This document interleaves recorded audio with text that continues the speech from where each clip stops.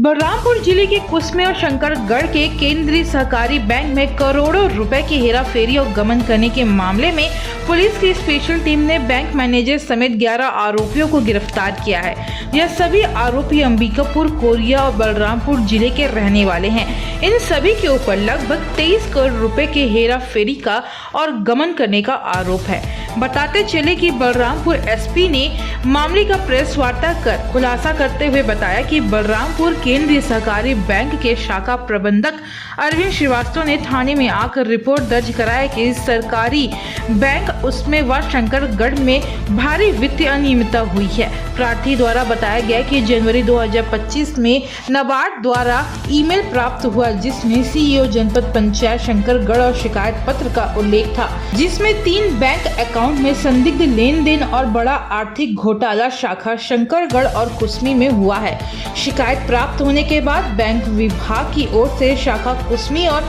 शंकरगढ़ अंतर समितियां के खातों में हुई गड़बड़ी की जांच के लिए जांच दल गठित किया गया था, किंतु जांच दल द्वारा जांच नहीं किए जाने से बैंक के लिए नवीन उपाध्याय एंड एसोसिएट से प्रेस ऑडिट रिपोर्ट चाहिए। उनसे मिले फ्लैश ऑडिट के अनुसार विभिन्न बैंक खातों में कुल 23 करोड़ रुपए का वित्तीय अनियमितता पाया गया है। बता दें कि कलेक्टर सरगुजा के द्वारा बलरामपुर एसपी को पत्राचार कर इस मामले की जानकारी दी गई थी और मामले पर अपराध पंजीबद्ध करने के लिए पत्र लिखा था। इसके बाद मामले को गंभीरता से लेते हुए बलरामपुर एसपी के द्वारा कुसमी और शंकरगढ़ थाने में अलग अलग रिपोर्ट की दर्ज कराई गई थी। जांच में यह पाया गया कि जिला सहकारी केंद्रीय बैंक मर्यादित अंबिकापुर के शंकरगढ़ उसमें ब्रांच के 3 बैंक अकाउंट में फर्जीवाड़ा गढ़ एवं वित्तीय अनियमितता की गई है। मामले में पुलिस की टीम ने बैंक मैनेजर समेत 11 आरोपियों को गिरफ्तार किया है।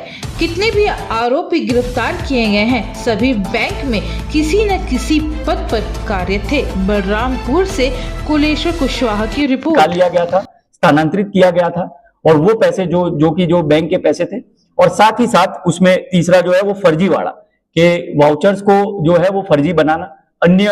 व्यक्तियों के सिग्नेचर से वाउचर को बनाना, ये चीज भी इसमें प्रथम दृष्टया जो है पुलिस को परिलक्षित हुई थी। इसी के तारतम्य में हमने जो है तत्काल से इसमें एफआईआर दर्ज की थी। एफआईआर में हमने 409, 420, 467, 68, 71 और 120 भी और 34 भादवी के अंतर्गत हम लोगों ने एफआईआर दर्ज की थी और आईजी सर के निर्देशन में हमने टीम गठित करके इसके अंदर जो है सभी आरोपियों को हमने 24 घंटे के अंदर जो है अपने हिरासत के में ले लिया था। इसमें कुल 11 आरोपियों को हम लोगों ने गिरफ्तार किया हुआ है, जिसमें कि अशोक कुमार सोनी जो सहायक मुख्य पर्यवेक्षक के चार्ज में रह चुके हैं और शाखा प्रबंधक के चार्ज में भी रह चुके हैं मुख्यत्व रूप पे, लक्ष्मण प्रसाद दिवांगन, विजय उइके, तबारक अली, राजेंद्र प्रसाद पांडे, सुदेश यादव, एतबल सिंह, प्रकाश कुमार सिंह, जगदीश प्रसाद, सबल साय